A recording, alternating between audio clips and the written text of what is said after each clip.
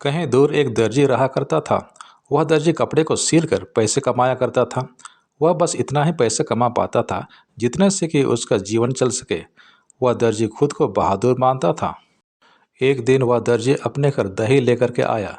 उसने अपने दही को रख दिया और काम करने लगा। उसने सोचा कि काम खत्म करने के बाद वह मज़े से दही खाएगा।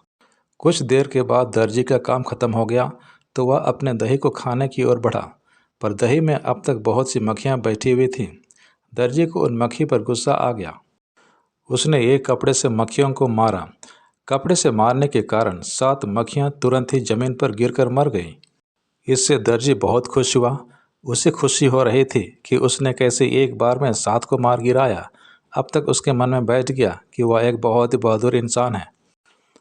उसने अपने कपड़े पर लिखा, एक बार 7 शिकार।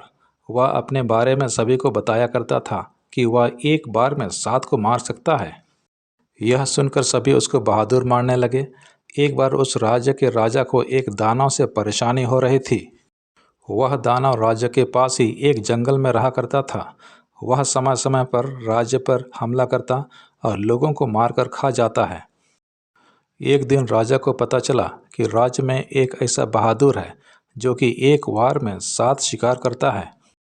राजा को लगा कि यही वह बहादुर है जो कि हमें उस दानव से आज़ाद करा सकता है।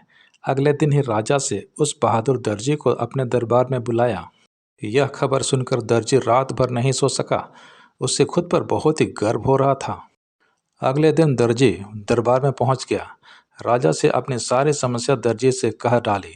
दर्जी ने कहा, आप चिंता ना करें, उस दानव को मैं कुछ समय में ही हरा दूंगा। राजा ने दर्जी से कहा, तुम अपने साथ कोई सैनिक और हथियार ले जाओ। दर्जी ने तुरंत ही मना कर दिया।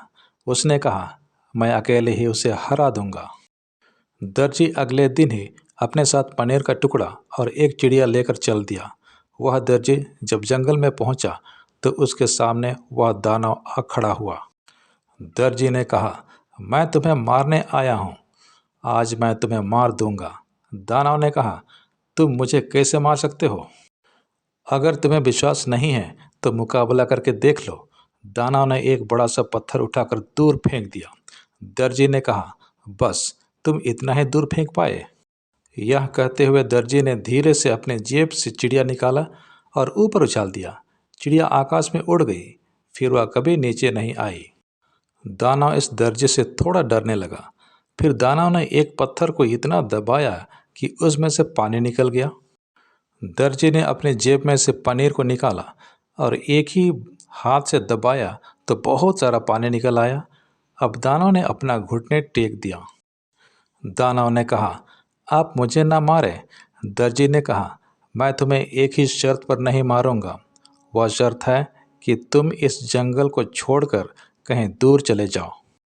दानव ने इस शर्त को मान लिया। उसने अगले ही पल इस जंगल को छोड़ दिया। दर्जी ने आकर राजा को यह खबर दिया। राजा इस खबर से बहुत ही खुश हुए। उन्होंने राजकुमारी की शादी इस दर्जी से कर दी। दोस्तों, ये कहानी कैसे लगी कमेंट करके ज़रूर बताएं।